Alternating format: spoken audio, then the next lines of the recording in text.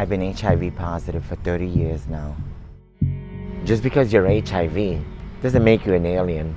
You know, you just have an illness that they have no cure for it right now. When you look at stigma and the rate of HIV infection, especially in the Black and brown communities, we need to do better. I think that's the biggest issue around HIV testing. Lack of education and thinking, what is going to happen? How is my life going to change if I come out to be HIV positive? Getting to zero, it's a huge undertaking. And so you've got to be among the people to understand the people. The Connecticut Getting to Zero initiative was created to respond to the alarming trends in the HIV epidemic.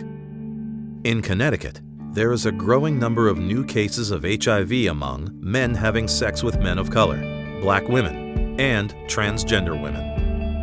The number of people living with HIV is highest in these 5 cities: Hartford, New Haven, Bridgeport, Waterbury, and Stamford. The 5 urban areas also have the highest number of new diagnoses.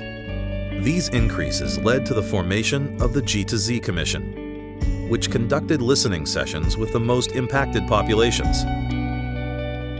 The listening sessions asked questions regarding HIV testing, prevention, care, and stigma.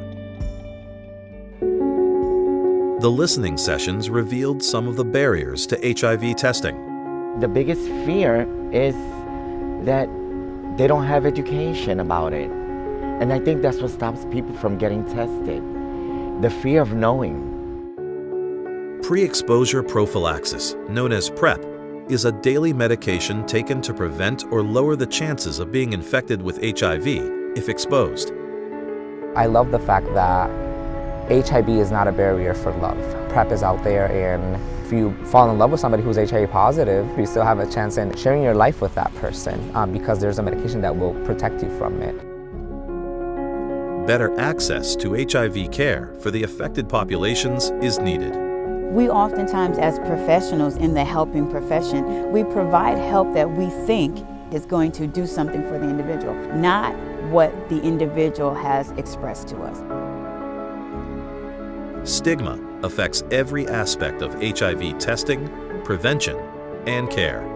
We have to create communities and environments where people are not ashamed of who they are. Not only am I a transgender woman, but I'm also HIV positive. I had family members that they weren't dealing with me just due to my transitioning. I couldn't possibly tell them that I'm HIV.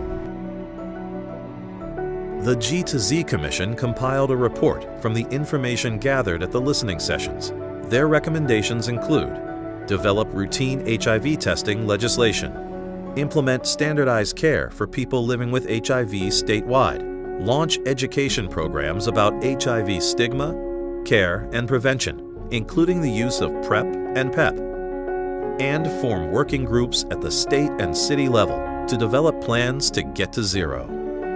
I believe we're sparking new conversations and entering into new partnerships. Me as a person and me as a gay male, Hispanic, and just being in the listening session, it was like an eye-opening for me.